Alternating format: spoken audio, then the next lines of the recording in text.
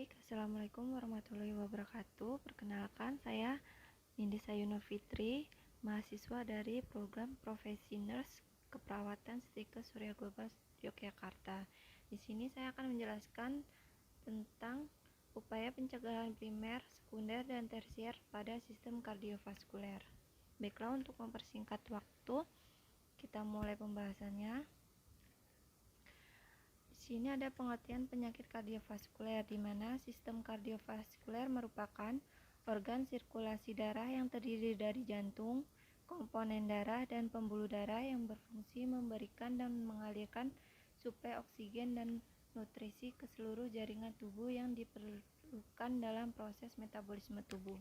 Sedangkan penyakit kardiovaskuler didefinisikan sebagai kondisi yang mempengaruhi irama jantung, kekuatan kontraksi, aliran darah yang melalui bilik jantung, aliran darah miokard, serta sirkuler perifer yang menyebabkan perubahan-perubahan dalam fungsi jantung tersebut.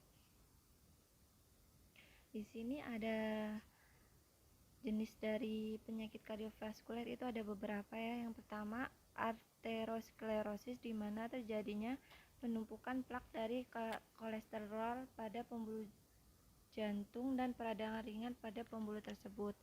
Lalu ada penyakit jantung koroner. Di sini disebutkan bahwa penyakit jantung koroner itu penyumbatan pada satu atau lebih pembuluh darah arteri yang disebabkan oleh penumpukan plak. Akibatnya aliran darah itu tidak lancar.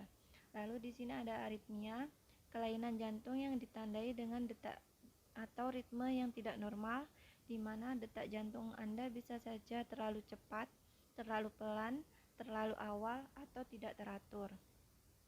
Lalu ada kelainan jantung kongenital atau cacat jantung bawaan, di mana kondisi struktur jantung yang tidak sempurna ketika seorang masih dalam kandungan. Lalu ada endokarditis, di mana infeksi yang mempengaruhi membran bagian dalam ruang dan katup jantung atau endokardium. Orang yang memiliki penyakit jantung bawaan dan punya riwayat gangguan jantung lainnya berisiko tinggi mengalami kondisi tersebut.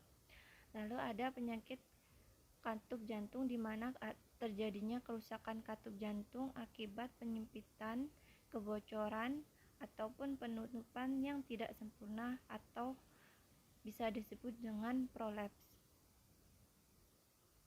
Di sini pembahasan yang pertama yaitu pencegahan primer, di mana pencegahan primer yaitu upaya pencegahan yang dilakukan saat proses penyakit belum mulai pada proses prepatogenesis dengan tujuan agar tidak terjadi proses penyakit atau pencegahan dari penyakit tersebut. Tujuannya itu untuk mengurangi insiden penyakit dari kardiovaskuler tersebut dengan cara mengendalikan penyebab penyakit dan faktor resikonya.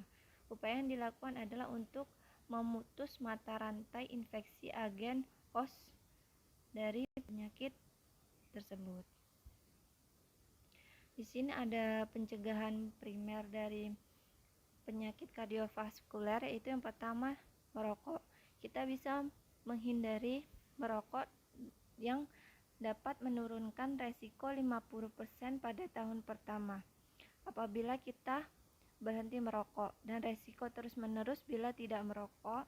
Jadi apabila kita tidak merokok itu bisa menurunkan resiko dari penyakit kardiovaskuler tersebut, dan kita harus menghindari dari perokok pasif. Yang kedua ada tekanan darah tinggi. Ini dengan cara kita mengontrol deteksi dini hipertensi dan kontrol tekanan darah dengan obat.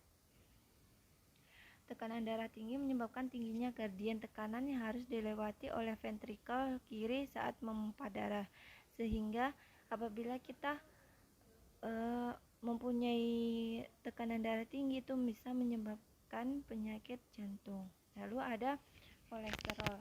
Di sini proses metabolisme lemak sering menjadi kolesterol dan lipoprotein. Diet kolesterol itu ada beberapa macam, yaitu makanan cepat saja atau makanan kalian sudah ada daftar nutrisi dapat mengontrol untuk diet. Yang kedua, makanan tinggi serat, Yang ketiga, pada beberapa keadaan juga diperlukan pengurangan konsumsi kolesterol. Kolesterol ditemukan hanya pada lemak hewani. Beberapa bukti menunjukkan bahwa peningkatan konsumsi lemak yang kaya akan asam lemak tak jenuh ganda memberikan efek yang menguntungkan dalam penurunan kadar kolesterol darah.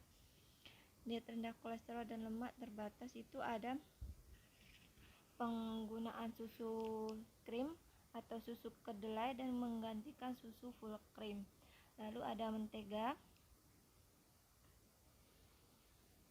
Lalu sedapat mungkin membeli daging yang kurus seperti daging ayam kampung dan daging sapi yang kurus yang tidak memiliki terlalu banyak lemak. Lalu ikan dapat dimakan sebagai pengganti daging, dan kuning atau merah telur khususnya ayam negeri atau broiler mempunyai kandungan kolesterol dan lemak jenuh yang tinggi. Sebaiknya memilih telur ayam kampung dan jumlah merah telur yang dimakan tidak melampaui 2 butir per minggu. Lalu di sini ada hiperglikemi, di mana hiperglikemi menyebabkan peningkatan agregasi trombosit yang dapat menyebabkan pembentukan trombus. Cedera sel endotel pembuluh darah menyebabkan agregasi trombosit atau monosit meningkat dan menyebabkan sel otot polos bermigrasi dan menyebabkan plak fibrosa. Di sini ada adesi meningkat, darah mudah membeku atau menggumpal. Di sini dapat diet rendah karbohidrat khususnya nasi. Lalu stres. Kita harus memanajemen stres dengan cara menyelesaikan masalah, jangan berpersepsi yang negatif, terapi pijat, meditasi, dan terapi relaksasi. Lalu di sini ada obesitas. Di sini apabila kita obesitas bisa menyebabkan resiko dari penyakit jantung. Lalu di sini ada aktivitas, di mana olahraga dapat meningkatkan kadar HDL sehingga dapat mensekresi LDL dan bisa menurunkan resiko dari penyakit jantung tersebut. Lalu apa saja kegiatan yang perlu dilakukan untuk pencegahan primer? Yang pertama, melakukan pendidikan kesehatan dan penyuluhan kepada masyarakat luas mengenai faktor risiko penyakit jantung, meningkatkan pembinaan pola hidup sehat, ideal atau mengendalikan stres dan olahraga teratur, meningkatkan upaya memperbaiki lingkungan hidup. Untuk pencegahan sekunder ini bisa diartikan upaya pencegahan yang dilakukan saat proses penyakit sudah berlangsung namun belum timbul tanda dan gejala sakit patogenesis, dengan tujuan proses penyakit tidak berlanjut. Ini tujuannya menghentikan proses penyakit lebih lanjut dan mencegah komplikasi, bentuknya berupa deteksi dini dan pemberian obat yang tepat pada saat penyakit tersebut muncul. Walaupun pencegahan primer merupakan yang utama dilakukan pada pasien yang mengalami penyakit kardiovaskuler, pencegahan sekunder tetap diperlukan, termasuk penggunaan obat-obat tertentu seperti rivaroxaban, aspirin, dan sebagainya.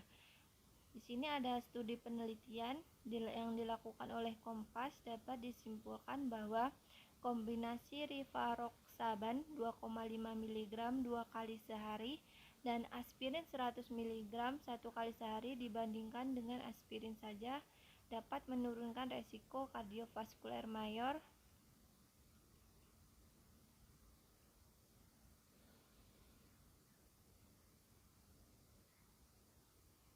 sebesar 24% pada pasien dengan penyakit vaskuler aterosklerosis stabil atau penyakit jantung koroner, penyakit arteri perifer, atau kombinasinya.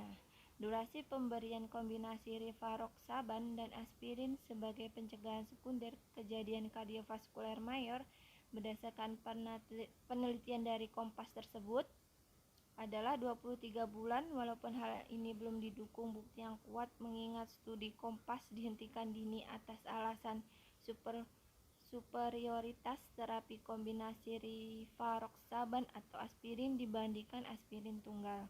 Namun seberapa jauh efikasi kombinasi rivaroxaban dan aspirin dalam penelitian ini bisa dikembangkan pada pasien dalam layanan primer dan sekunder masih belum diketahui dan harus dikaji lebih lanjut. Lalu di sini ada pencegahan tersier, di mana pencegahan tersier yaitu yang dilakukan saat proses penyakit sudah lanjut akhir periode patogenesis dengan tujuan untuk mencegah cacat dan mengembalikan penderita status sehat. Tujuannya itu untuk menurunkan kelemahan dan kecacatan, memperkecil penderitaan dan membantu penderita-penderita untuk melakukan penyesuaian terhadap kondisi yang tidak dapat diobati. Di mana pencegahan tersier ini kita harus lebih ke mencegah dari proses penyakit tersebut menjadi cacat atau komplikasi dan menyebabkan kematian pada pasien. Jadi kita pada pencegahan tersier ini lebih difokuskan untuk tidak untuk menghindar dari kecacatan dan kematian dari penyakit tersebut. Contohnya seperti mengkonsumsi obat secara teratur dan menghindari faktor-faktor yang dapat menjadikan komplikasi pada penyakit kardiovaskuler. Sekian presentasi yang dapat saya sampaikan. Apabila kurang dan lebihnya saya mohon maaf. Saya akhiri presentasi ini. Wabillahi taufiq wal hidayah. Wassalamualaikum warahmatullahi wabarakatuh.